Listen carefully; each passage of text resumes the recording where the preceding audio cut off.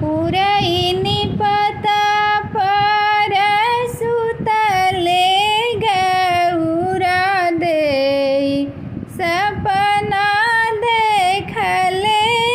अजगुत सपना देखले अजगुत आई है माई है टोला पड़ोसिन सपना के करुणा विचार सपना के करुणा विचार नौरंग देसे बजन एक बाज किनका के होबा है बिया किनका के होबा है बीवा तुहु नहीं जानलू गौरा से ज्ञानी शिव जी के होबा है बीवा शिव जी के होबा है बीवा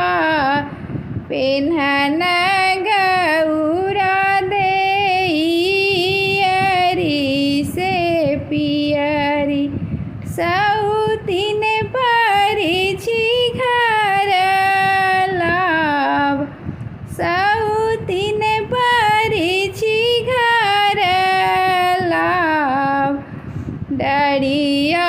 उघारी जब देखलन गौरा दे ई तो हाथी बहिनी हमार ई तो हाथी बहिनी हमार सैरोही पैसी बहिनी बर नहीं मिललो बनल में सौतीन हमार बनल में सौतीन हमार मंगिया के जुड़ल शीतल रही आगे बहिनी कोखिया के रही बिहुन कोखिया के रही बिहुन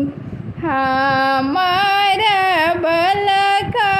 खेलई आगे बहिनी